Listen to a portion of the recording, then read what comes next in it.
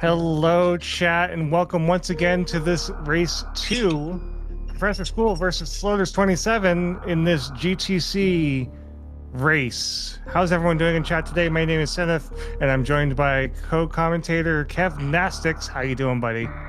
Hey, I'm doing awesome. I really, this has been an incredible GT Classic tournament so far. And with just a few races left, we're on race number 2 between Professor School and Sloaters. Reminding chat that their PBs are only separated by 4 seconds. So we saw in the last race that Sloaters went no boots and Professor School went with boots. Um, I think the movement was really great. Running was really great. Sloaters had two unfortunate green gate resets, which put her behind. Definitely enough to give Prof the win. So, but still kind of kept it pretty close relative to that time loss. So I would say they're pretty much evenly matched as far as movement is concerned. Sloaters has more overall experience, but is probably not in as good speed running shape. There's a lot of other things inside and outside of the Super Metroid community. And from what I know, Sloaters does not continue to push her times. Professor School still working on pushing his times, working really, really hard, and definitely looking to hold on to this one game lead. Would actually love to take the series right here. Has been looking forward to racing Floaters for a very long time, probably since the last tournament we had 3 years ago. So this is a moment years in the making, and we were just talking like, I definitely put it to either of these runners. It is anybody's match, but for either of these runners to beat each other two in a row, Prof definitely has his work cut out for him. And the only difference we're going to see up until we get to boots or no boots is that Professor School has Moonwalk engaged. Sloaters does not main Moonwalk. So Prof will probably initially be a little bit ahead after the climb just because of that mechanic. But wait till you see just how close these runners will be once we get everything straight. Actually, Yeah, we're already going to be escaping series here. I'm not even going to ask for your series time guesses. And thank you for the raid, everyone, from Speedrunners Arena. Nice. I think I met you in Speedrunners Arena years ago. So Yeah. I think it was probably during a Smrat tournament or something.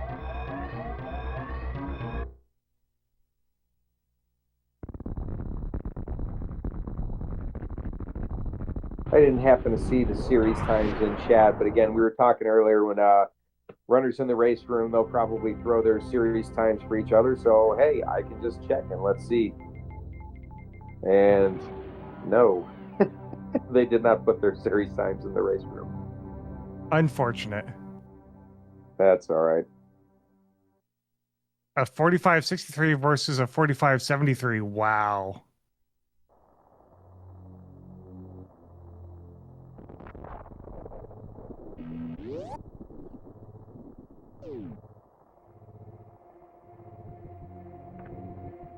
All right, so Sloaters has a very slight lead on Professor School right now. I mean, we're talking frames at this point, but still, it's a very slight lead. We'll take it.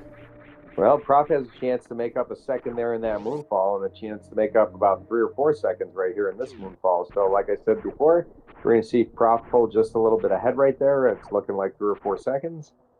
And so Pitless can matter. Yep. And it does. Oh, nope. It's just about the same. I think Slaughters had one pit, Prof had one pit.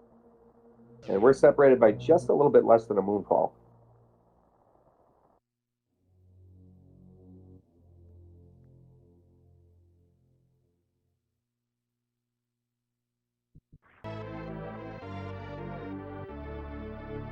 I was asked one time why I do not use Moonfall, and my answer was Sloaters doesn't. When I started playing Super Metroid 5 years ago, and I was starting to get into watching races and things like that, I was watching Vanilla, I was watching Rando, and Sloaters was everywhere. Like she was in every tournament, every race, everything that I saw. I'm like Sloaters, Sloaters, Sloaters. So like I learned how to play this game by like trying to copy Sloaters. So I've been famous for saying that. Some people, ask me, Kevin, when are you gonna use Moonwalk? I said when Sloaters does. When she mains it, so will I. I'm Which is weird. never. Right. But like sometimes people think like I'm a moonwalk hater, and sometimes I'll just feed into the meme. But I actually really, really love the mechanic. I think a lot of the movement's really cool. I think it is actually cooler in a lot of ways. I just don't like the feel of Samus with moonwalk engaged. I have tried it a couple times. I just don't like it. So for me, yeah, thank you, Crane. For me, it's a skip. But anyways, our runners are getting here. Sloater's having a little bit of trouble there in the climb. Almost equalized time from that lack of moonwalk. But oh my God, the Pirates are being pesky. Yep. So Professor School gaining a little more time on Sloaters because of that climb.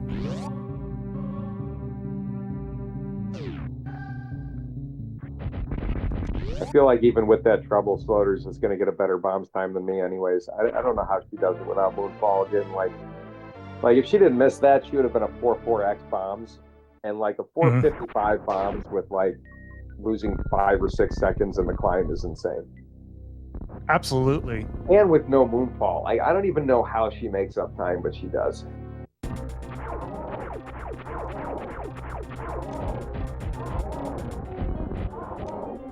Prof having a pretty good BT right there. And Sloater's following suit.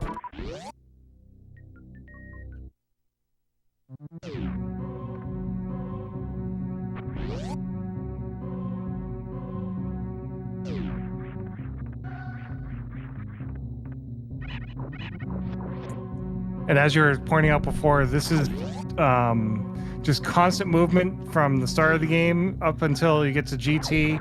Once you get to GT, that's your easy kind of, you get to rest a little bit. That fight kind of just, you do it normally. There's nothing really as much doing movement or anything like that. And then as soon as you finish up GT, it's back to just grinding through all of the late game, which is just a boss rush. Yeah, I generally play mostly longer categories. But the funny thing is, anytime I play GT Classic, like by the time I get to G4, I am literally out of breath. And RBO, Hundo, there's plenty of time to catch your breath. There's way more fanfares, there's cutscenes, there's more elevator rides. Like you have a lot of time to catch your breath.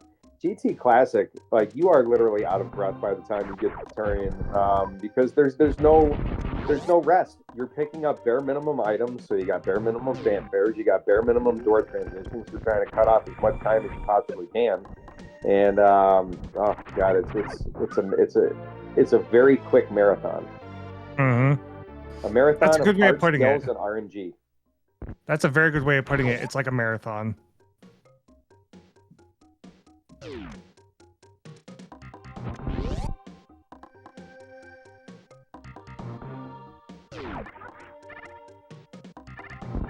So it's just really mostly what it is because it's just you have to think about everything. You have to watch your energy. You have to watch your ammo counts. You're relying on RNG for drops. You have to make sure that enemies are in certain places to save time. Like on Red Tower, you got to make sure you get the hero jump, right, so you don't get hit by the rippers and screw that up. You have to worry about the lava dive. Floaters is thrown in bootless, so she's got to worry about a lot of other things for that. You have to remember, how is this category different than other categories? What are you going to skip? We already saw them skip charge beam and charge missile, which are very standard safeties for this category.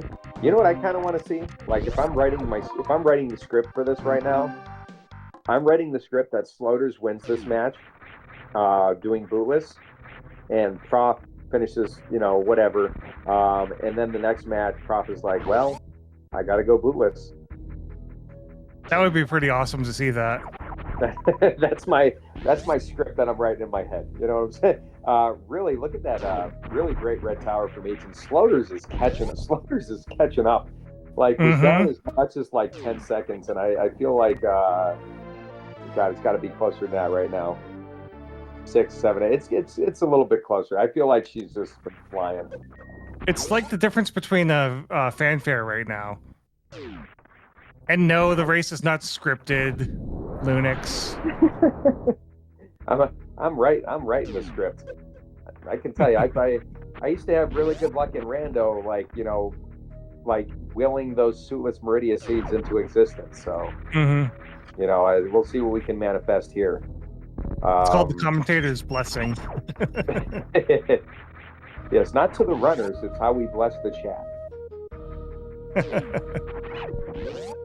Yeah, we should change that. The commentator's curse to the, commentator's blessing. There you go. Really nice. That scree damage boost that we saw both Prof and Sloaters get. The scree boost is really difficult. I don't know why. Sometimes it just leaves me.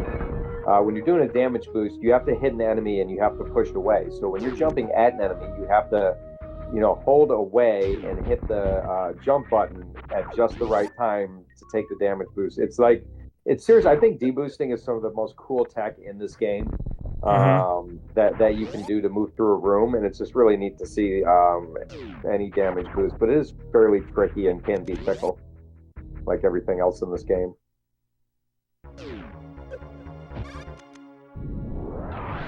Prof getting the optimal Kago mock ball, and then Kagoing again on the spike there. We have just about the same separation going into crate we had last race.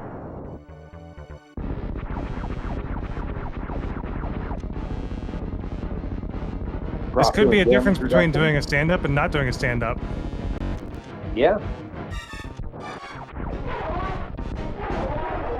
God, it's like this is like the same script.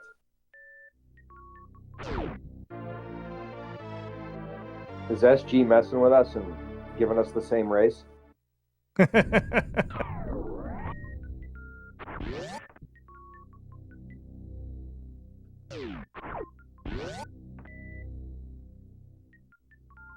All right, now with a win under his belt, I don't see any reason for Prof to do bootless. I would just skip crate tank. He's gonna have to do a funny jump here, miss that jump through the door, because that key hunter will drop down. See what I mean? Yeah. But yeah, it just there's no need to take any unnecessary risk, I think, for Prof at this point. Sloaters, on the other hand, has to just go balls to the wall. I mean, I wouldn't even, depending on what Prof's lead, if he still has one, by the time we go, and I'm sorry for using the B to the A, that was an inappropriate comment. I apologize. But Sloaters definitely does have to go, has to go all out. Depending on what lead she has going into GGG, I wouldn't be surprised if she skips the green gate altogether. I'm sorry, skips the save for the green gate altogether, being one race down. That would be pretty risky. Well, if Prof has a little bit more trouble, well, actually, with Prof doing boots, you might as well save. Right. Because it's only really, so I don't see any reason for Sloaters not to save. Honestly, even if it was dead even, there and Prof doesn't save, I still think I would if I was Sloaters.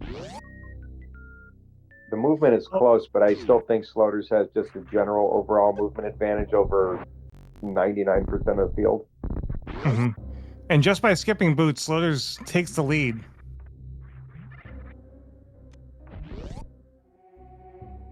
Hello, M Rock in chat, one of our other tournament organizers. Welcome.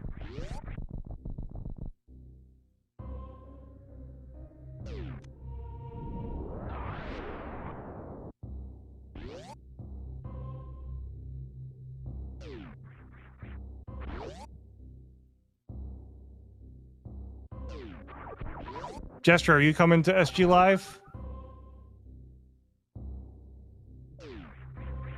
I already know the answer. I'll let him answer. Always. Get to meet you. All right, Sloaters just going for bootless, round 2. Yeah, I'm not worried about this bootless dive from Sloaters at all. It's the GGG I'm worried about. It's really hard to read the flames right there. Oh, God. Oh, geez, that jump. He's got it. 29. That's more than it was last time. Right? And Prof made up some good time right there. Did Prof skip the farm or just get a really good farm? because this is like Prof made up a lot of time.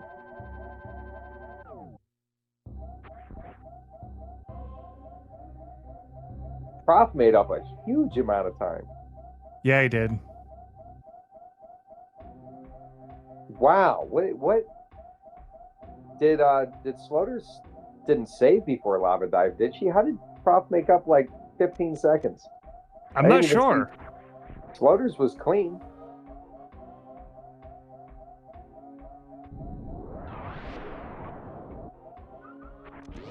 Quick farm, okay.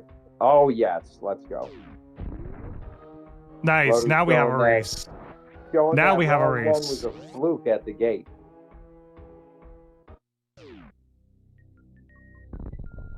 So we do have a save from Prof, but let's see how he handles the gate. Like I said, Prof is it's like Prof is in there. All right, it is now. Come on now.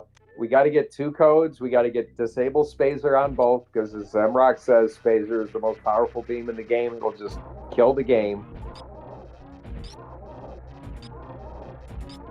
So, although I will say Spazer is only the most powerful if you have Plasma also engaged.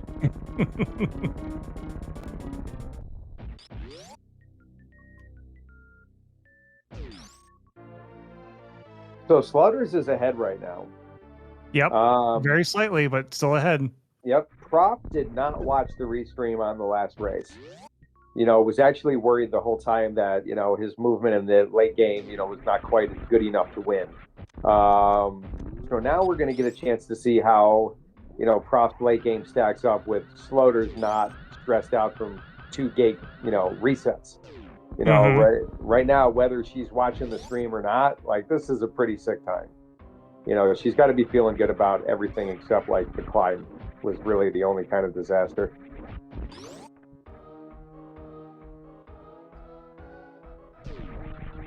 Very nice amphitheater.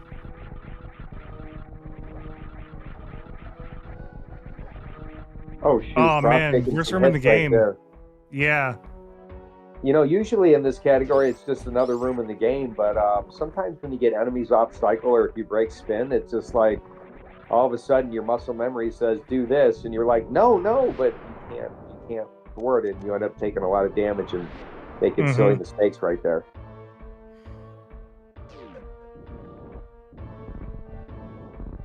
You know what, Cinefil? We almost have, like, we could have my script playing out right here. We definitely could. Both got through the gate. This is by no means an insurmountable lead at all. This is actually barely a lead for Floaters at all in this category. We're like a Phantoon pattern away. Or 2 Phantoon patterns away. But, oh, look at this strat right here. This is going to be sick. Beautiful from Floaters. Woo! I forgot what I was saying, but I'm it's excited. Okay. This has been good. Oh, my script.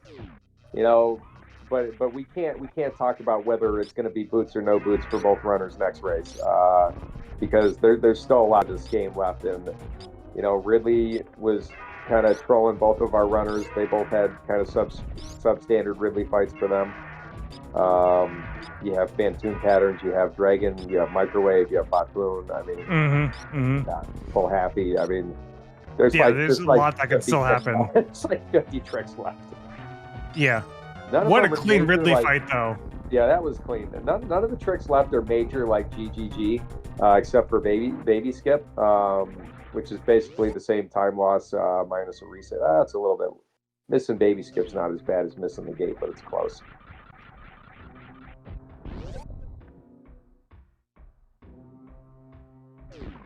If you have a save, I mean. And that was a pretty decent fight from Prof. Not quite as clean as Sloaters, but still very, very clean fight.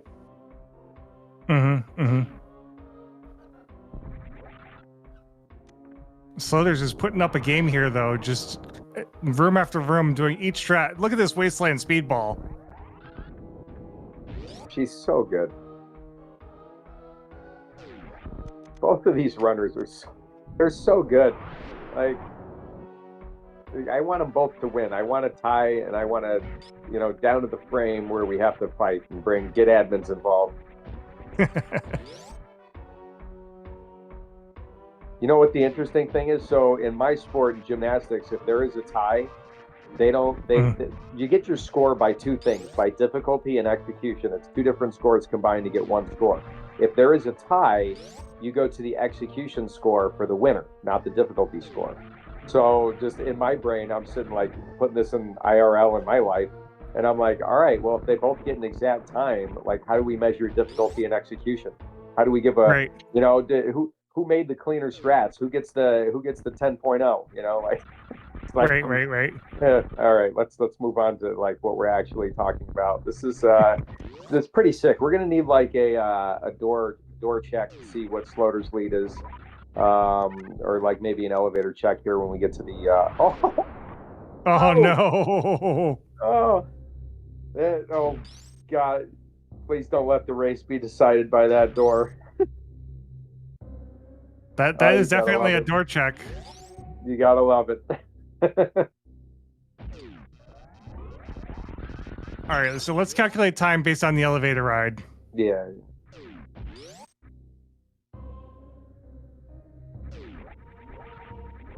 All right, so 20:05 for Sloaters going up the elevator. It's like maybe 15 seconds, maybe 20.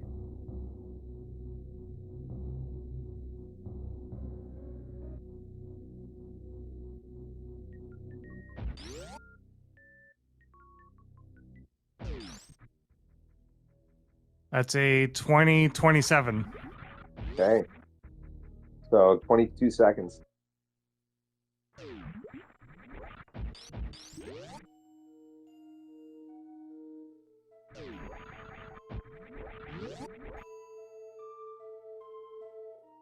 I wonder Yeah, if Prof 22 seconds decided, is nothing. nah. I wonder if, that's a baby skip. I wonder if Prof decided to turn on the restream since he's up a game. Because after Ridley is playing, has gotten a little nervy looking, maybe making some uncharacteristic mistakes, kind of like Floaters earlier in the climb. You know, but honestly, both runners are for the most part looking really locked in and comfortable.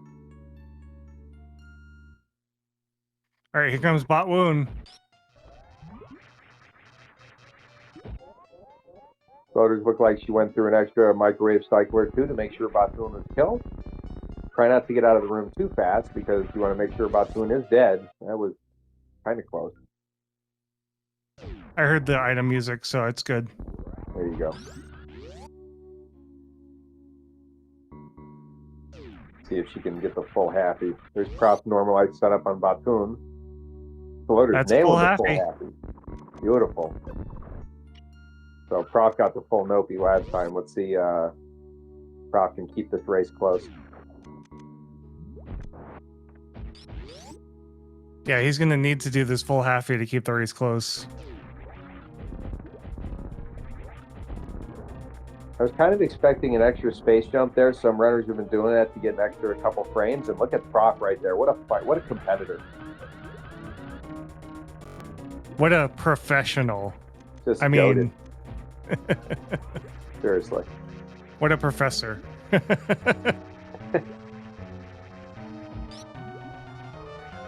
Floater's crouching down right there. The reason for that is because once Dragon dies, Samus has a forced stand-up.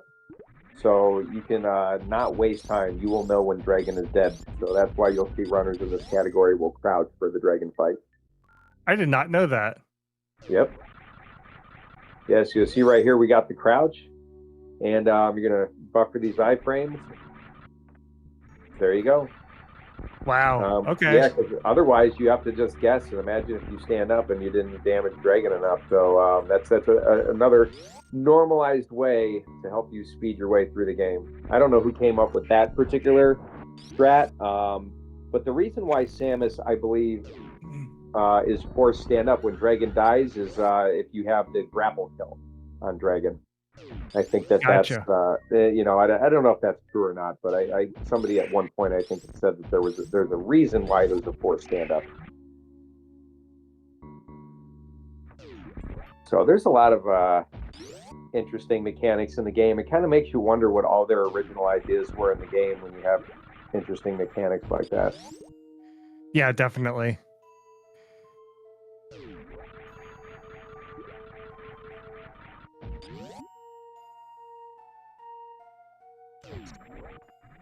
Yeah, what was something that was intended versus something that was just left in the game and then was found by players and was like, oh, well, okay, I guess that's just a faster way to kill the boss. Yeah, you got to imagine that, the space in Dragon's Lair is almost wide enough to do a Shine Spark.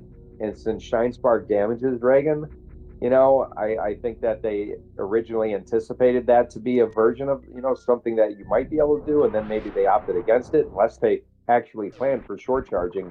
But you can say that they definitely planned for the grapple kill to be an Easter egg. And usually, Mhm. if you're playing the game casually, you are going to have enough ammo, going into the dragon fight. So Right, right, right. this is just very interesting. It's just like, you can kill Dragon with the plasma. You can kill Batoon with the plasma. Like with Microwave, you can kill Phantoon with microwaving, but you can't do it to Ridley or Mother Brain. That's because, like, the game does not expect you to have Plasma Beam for those other enemies, so it has that piercing property. But the Plasma Beam does not pierce Ridley, does not pierce Mother Brain. That's why you can't microwave those bosses. Right, right, right. I just like living in the head canon that Deer Force knew, and that everything that we have figured out was 100% intentional. I mean, why else would there be 7 tanks in Nintendo Power Percent, and you pick up the X-ray beam if stand up was not intentional? Right.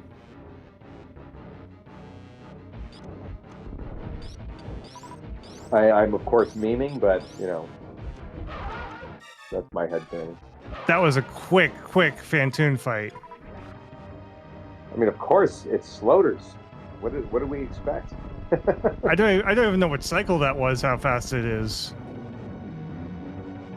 Yeah, you really have to pay attention when she runs. She's that fast.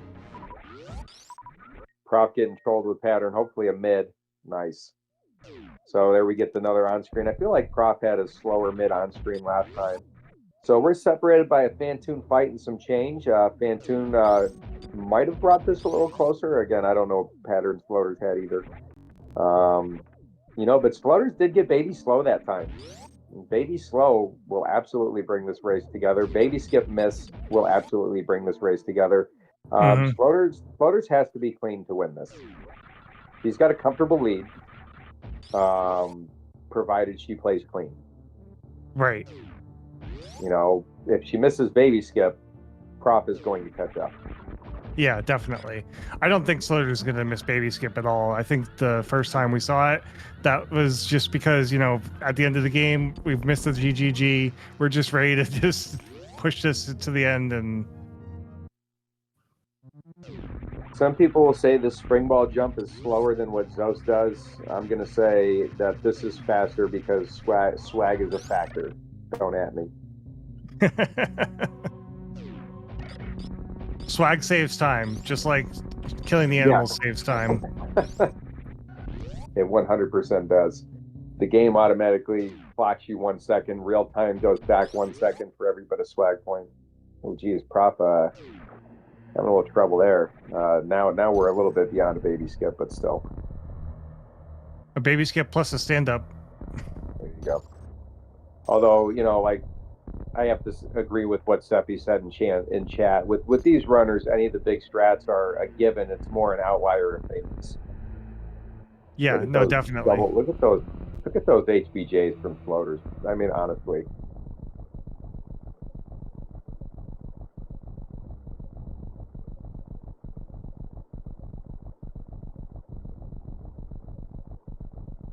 And now doing them like I do.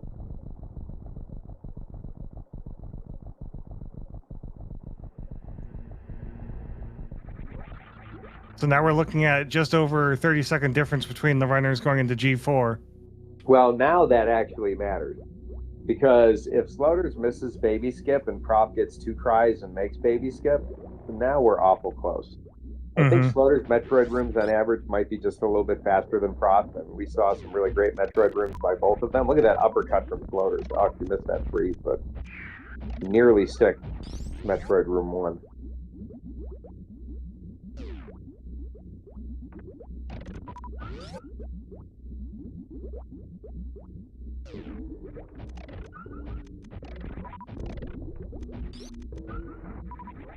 Metroid 3 is clean. Let's see what Metroid 4 looks like. Yeah, That's a clean Metroid 4. clean, but not quite as nice as she had last race. And Prof missing the uppercut. Nice backup right there. Prof could pull this in a little bit closer with cleaner Metroid rooms. That was a little bit more trouble. Ooh. Okay, never mind. This Metroid rooms are going to be a little difficult. There goes your commentator's curse again. Right. All right, hold. Hold, chat. Let's see some hold.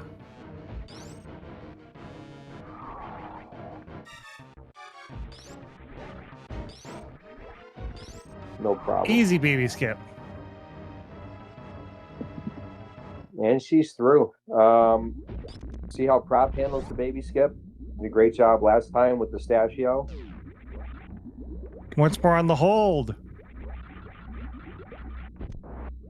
So it looks like Sloaters is about to approve my script and send it to the director.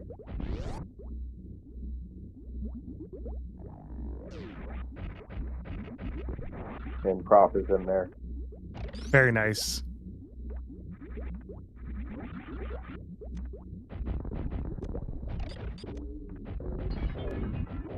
So what are you thinking, Sinip? With the assumed, and it's not a given yet, but with the assumed match 3, since we already know like how many shots Mother Brain takes, do you think ProfessorSchool will continue to play it safe, or play it standard, not necessarily safe, but standard, and get the boots and just rely on either another potential floaters mishap or just his own excellent superior movement, or do you think floaters will play it a little bit safer, or do you think our runners will just say, you know what, I'm not even saving? Oh man, that's a lot of things that you're asking. They both saved. Yeah, they both saved. I do think that we're going to see another double save at the Green Gate glitch. I don't think there's any reason that either of our runners are going to skip that save. It's just too risky, right? Like if you miss that, you're done. It's literally over. And if your opponent saved, that you're just burning time. The lava dive I think is a little bit easier and a little bit of a given for both of our runners. The skill level there is so high that I think that they're going to be able to go through the lava dive without a problem, without having to save. I think we're going to see another boot skip on Sloater's side. Whether or not we're going to see the boot skip on ProfessorSchool side, I think he's going to go for the boots again. Only because he's gone for it twice now. It's in his muscle memory. Trying to change it now is only going to be a detriment and going to slow down his run. That's true, and Professor has played extremely consistent through 2 matches. Sloater's having a little bit more trouble, first on the Green Gate and then on Baby Skip, proving that neither of those tricks are difficult getting through it with complete ease for this run. But we have noticed that, they're pretty much just as good as each other when it comes to your micro movement and your play. I mean, the separation we have right now is just, who had more silly little mistakes, not like who had big mistakes. There were no big mistakes. I'm really hoping this is a difference of boots, essentially. Yeah, this was a difference of getting the boots.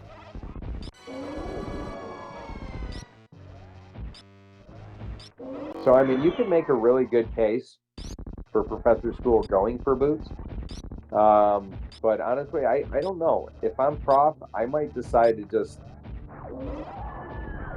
cheat. It depends on how confident I am switching that. Where they are. Yeah, it depends. For me, it depends on how confident I am in switching my strat. Right? I've already done it twice in a row. Do I want to go to a new strat just to see if I can win the race? Or do I want to go and put the jets on and just improve my movement overall? Yeah, only ProfessorSchool knows what's going on inside his head. If I'm ProfessorSchool, I'm going to race this again, just like I have been, use my consistency to my advantage, and try to just clean up the little bit of mistakes I've had here and there to increase my movement difference.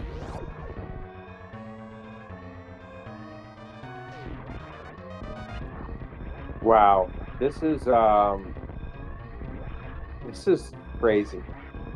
This is almost the same time Professor had. I think this is slightly faster than the time Prof had in his first race.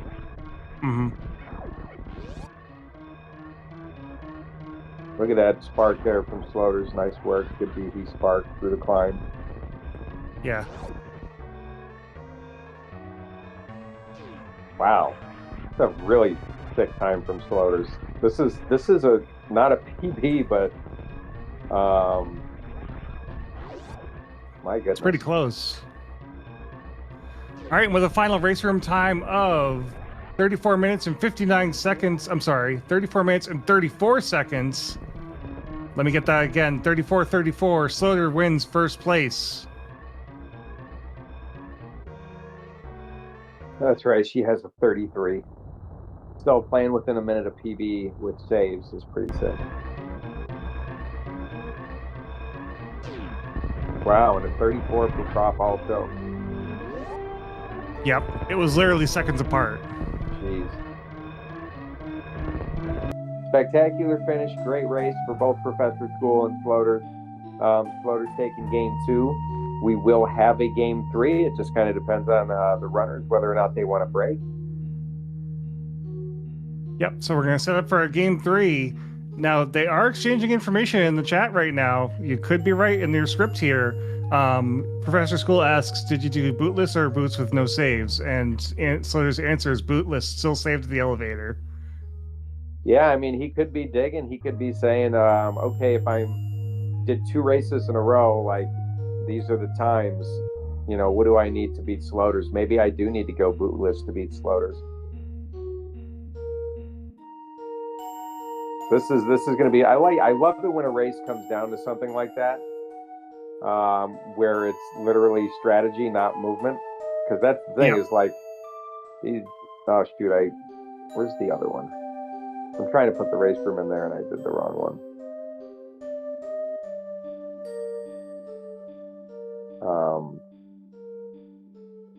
There we go. I think it's good now. Are you in the chat? I wonder if they're gonna need a break or not. No one has said anything about needing a break, so we'll see in a second. But let's return back to the mid game here. We're going to be right back as we set up for game 3.